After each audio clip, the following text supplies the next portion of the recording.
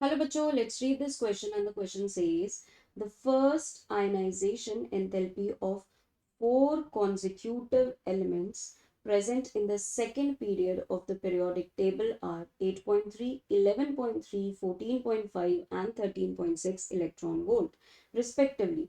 Which one of the following is the first ionization enthalpy of nitrogen? तो बच्चों यहाँ question में बोला गया है कि हमें चार कॉन्जिक्यूटिव मतलब एक के बाद एक एलिमेंट्स दिए गए हैं सेकेंड पीरियड के एंड उनकी आयनाइजेशन एंथैल्पीज हमें दी गई है। तो इसमें से नाइट्रोजन की कौन सी होगी? तो हमारा यहाँ पर की कंसेप्ट में हम दो पॉइंट नोटिस करेंगे। एक तो पहली बात कि आयनाइजेशन एंथैल्पी क्या होती है, दूसरी बात इन एलिमेंट्स की इलेक्ट्रॉनिक कॉन्फ़िगरेशन। ठीक है, तो आयनाइजेशन एंथैल्पी क्या होती है बच्चों?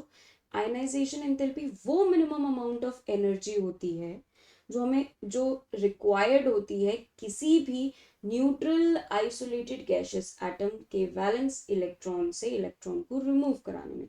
तो इसको लिख लेते हैं, मिनिमम अमाउंट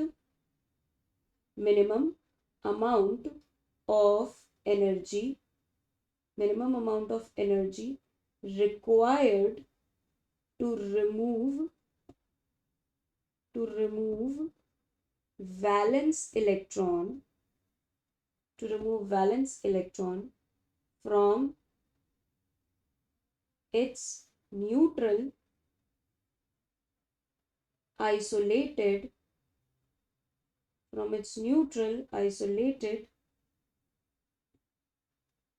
gaseous एटम।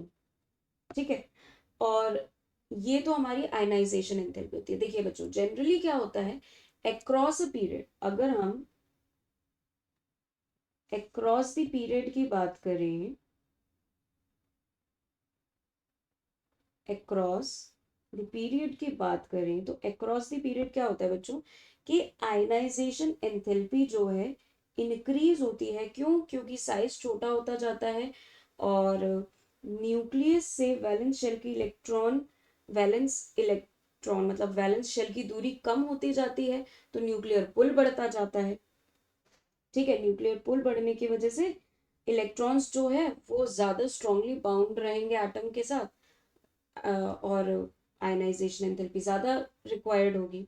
अब देखिए बच्चों, होना क्या चाहिए था कि बढ़ते रहना चाहिए था आयनाइजेशन एंथैल्पी, और बढ़ भी रहा था।